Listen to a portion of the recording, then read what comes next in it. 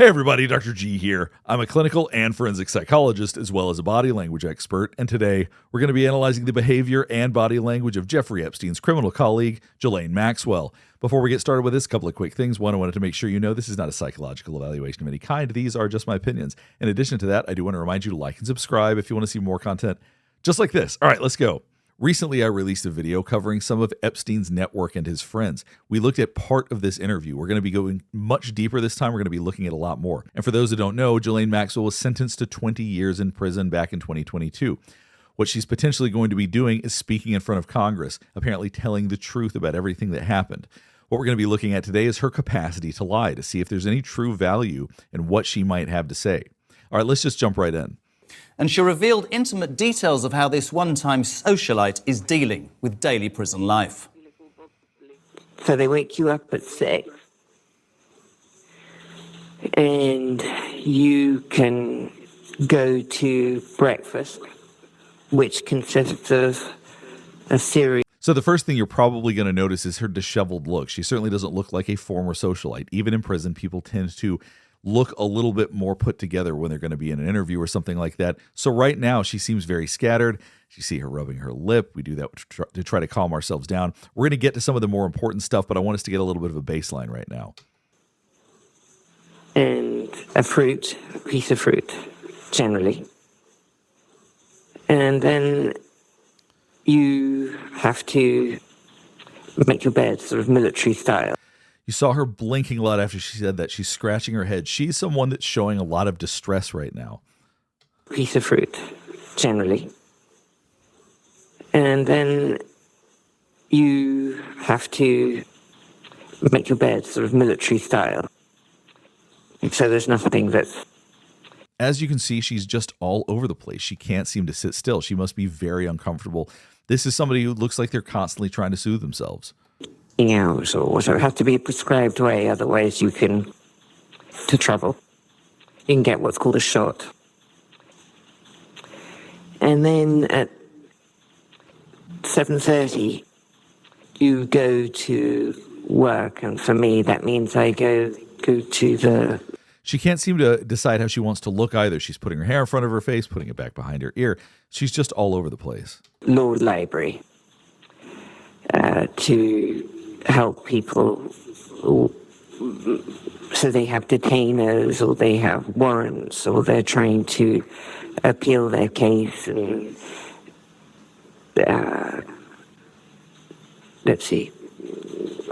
get a compassionate release, or they ask about the first... You see she's losing her train of thought.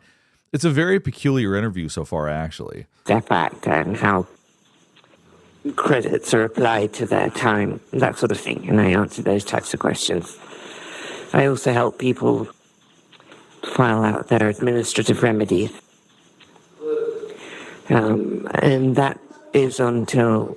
She keeps doing these strange things like stroking her face.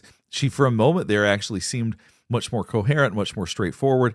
And one of the things I said in my other video, and I stand by, as weird as this sounds, is that I do wonder if she's trying to say something to people that are paying attention. If there's certain people she wants to get to, if in a sense there's things she's doing that are somewhat coded. That may sound ridiculous, but some of her behavior and some of her speech patterns are so peculiar. It just makes me wonder if there's another layer to this that only some people would understand.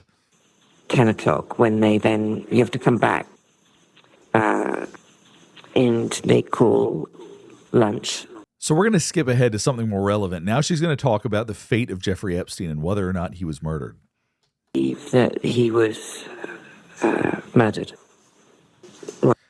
Look at how uncomfortable she is saying this. Let's watch this again. I believe that he... So I believe she's scratching her chin there, touching her forehead. She seemed anxious before, but she seems a lot more anxious now. He was murdered. And as soon as she said murdered, you saw her blink rate go way up. I believe that he was murdered. You see her stroking her forehead. She's doing everything textbook that suggests she's under an incredible amount of distress right now. So keep in mind that she believes that Jeffrey Epstein was murdered. I'll be very curious how she responds to those questions when or if she goes in front of Congress, because inevitably people are going to ask her about that over and over and over again. And it was, as we can see right here, She's very distressed talking about it. I do think she actually believes this, and she seems very uncomfortable saying it out loud. Let's see if her story changes when she talks about this in public, because it very well might, because the Trump administration, I do not believe, wants to continue to feed into the idea that Jeffrey Epstein, in fact, died any other way than what they decided. One of the main reasons I created this channel is to help people stay safe, whether it's through recognizing body language or just understanding the warning signs of danger. In today's digital age, your personal information could be at risk, leaving you vulnerable to scams, identity theft, and fraud. That's why I'm excited to share today's sponsor, Aura. Aura is an all-in-one digital safety solution that helps protect you and your family from data breaches, fraud, and identity theft. Here's the reality. The less personal information you have online, the safer you are. Aura helps remove your data from those shady broker websites that sell it to scammers. They monitor the dark web for your information, alert you to potential threats, and even allow you to lock your credit file with just a tap. Their features are designed to stop problems before they happen. Aura also comes with military-grade encryption to secure your online activity and a password manager to keep your login safe. And with $1 million in identity theft insurance per adult on your account, up to 5 people can be protected. It is an incredible layer of security for your entire family. As someone who's passionate about safety, I believe in taking every step to protect yourself physically and digitally. Don't wait until something happens. Go to aura.com/Dr. G and start your 14-day free trial today and see if your data has already been leaked. Take charge of your digital safety today. Thanks to Aura for sponsoring this video. Well, I was shocked. And I wondered how it had happened. Because as far as I was concerned, I was sure he was going to appeal.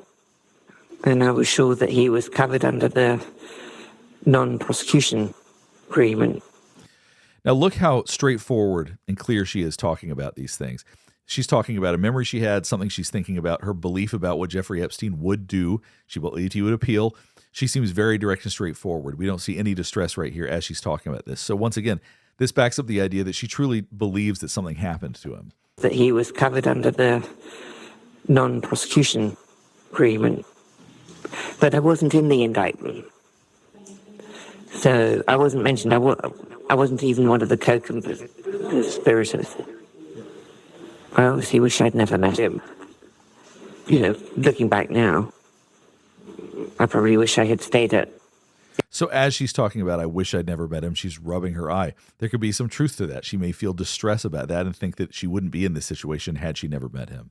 You know, looking back now, I probably wish I had stayed in England. But leaving that aside,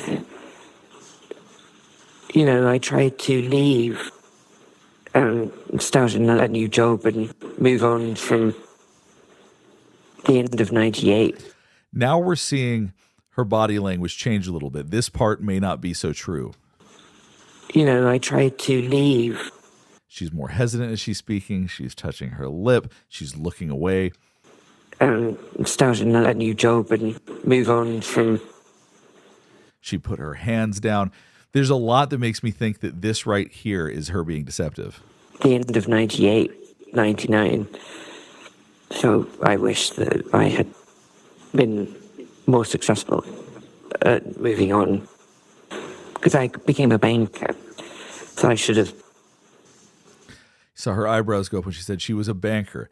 That's how she wants people to think of her, not as all of the things that she's been accused of or her other relationships with Jeffrey Epstein, but as a banker. I had been more successful at moving on because I became a banker. So I should have. See, raising your eyebrows brings attention to your face. That's the first thing we've seen that she really wants you to listen to. You know, moved on completely. At the time, I wouldn't have had a problem introducing people to my friends to him because I didn't know that he was so awful. So you hear her laughing when she says this. It really does two things. One, it helps mask how she actually feels. You see people laugh all the time. You saw both Bill Gates and Prince Andrew laughing when it talked about Jeffrey Epstein's death. They were trying to mask how they felt about it. In addition to that, it helps minimize it so it seems like it's something trivial. He was so awful. I mean, obviously now, looking back with hindsight, Of course, but at the time, I mean, he had lots of friends. I mean, he was friendly with. And now you see her pulling on her face, really, really trying to get rid of a lot of distress she's feeling right now as she's talking about Jeffrey Epstein's friends. I mean, he had lots of friends. I mean, he was friendly with just about everybody you can imagine. There was no reason to imagine that he wasn't someone of interest. So right here, you hear her talking about he's got powerful friends. Why would anybody believe he was this bad guy? And things like this, not only does it alleviate stress, but those are the kind of moments that I think that she could be signaling things to other people as she's talking about his friends. Whatever she'd be signaling, that's anybody's guess, but it just seems peculiar. There's some of the things in here that don't seem involuntary. They seem intentional, and they seem very strange. What we're going to look at now is this infamous photograph with Virginia Giuffre, Prince Andrew, and Ghislaine Maxwell. And this will be very consequential as to how trustworthy Ghislaine Maxwell actually is. Andrew and the royal family extraordinary reputational harm.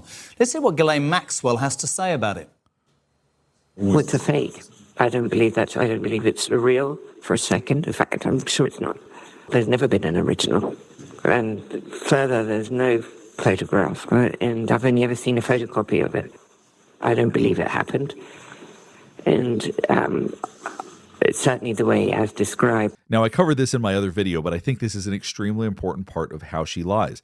Now, she starts out very strong. It's fake, but then ends on something less committed to that lie. Let's listen to it progress. Well, it's a fake. All right, so coming out very strong out of the gate. It's a fake.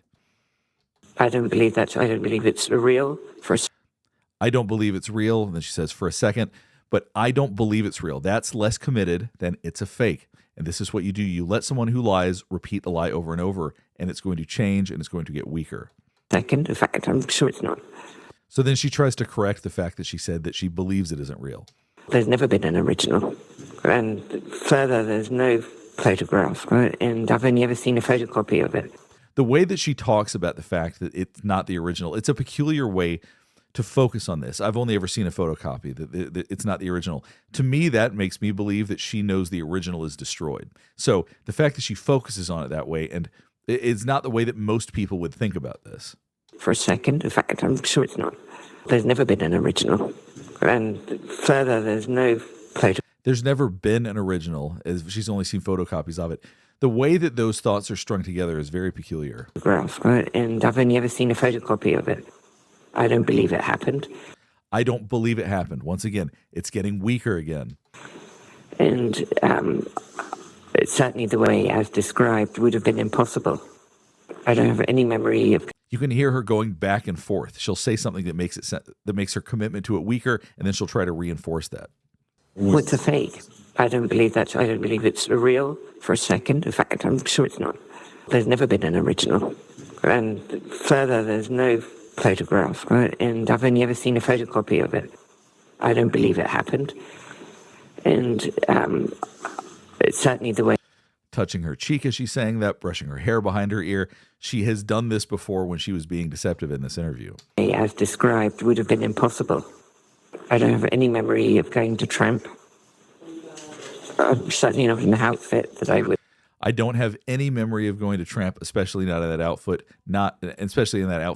I didn't go. This didn't happen. She started out that strong, but is ending in a very weak way. Just one. Her stories have changed. See her rubbing her hands together. This is distressing her a lot talking about this because she desperately wants to be believed here. Outfit that I would have worn. Her stories have changed so many times about what happens, when it happens, how it happens, with different versions. She just keeps rubbing her hands together as she's talking about this. And each time she speaks, there's a different version. In fact, if you look at her BBC interview on the Panorama, I believe she says that. You see the blink rate's picking up. That's what happens when we start feeling more stressed. I can't remember, Now you see her feigning confusion. She's trying to remember a claim that she made about Prince Andrew. On the Panorama, I believe she says that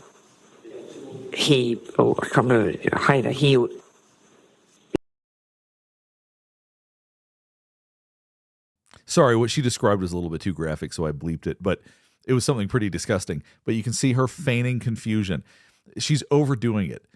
Real confusion does not, it looks a little bit more nuanced like this. It does not look this extreme. So the idea is that she's trying to perform a little bit. She's trying to act like she's remembering, when I don't think that there's any real need for her to try to retrieve this. I think she already knows.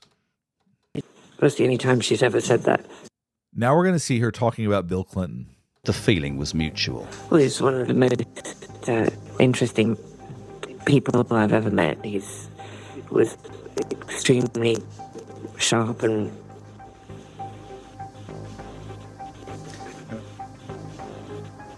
interesting. And now look at this pause right here. So she was being very direct, saying that Bill Clinton was one of the most interesting people she'd ever met. I think that she actually does believe that. But look at this pause. She gets lost in a memory for a minute and then starts having to rub her face to calm herself down. This is, of any part of the interview, by far the most interesting to me. Was extremely sharp and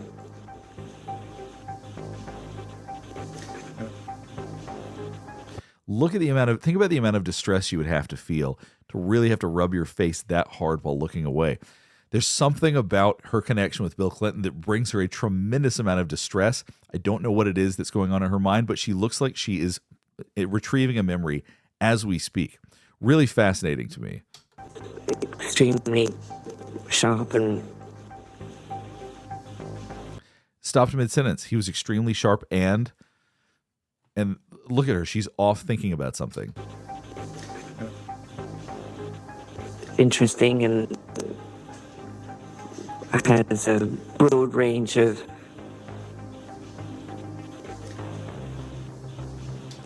Once again, getting lost in a memory. Fascinatingly strange. She can't seem to finish her thoughts about Bill Clinton. We haven't seen this behavior from her about anybody else. So there's something about her connection to Clinton that is highly unusual. And by the way, if I understand right, she was actually at Chelsea Clinton's wedding. So her connection to the Clintons is very strong. has a broad range of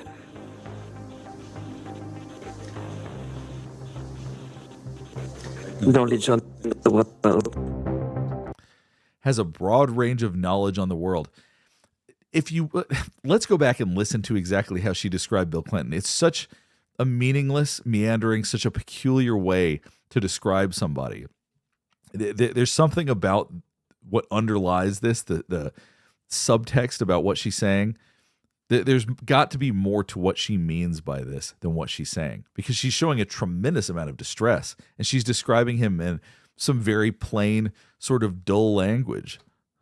Feeling was mutual. Well, he's one of the most interesting people I've ever met. He was extremely sharp and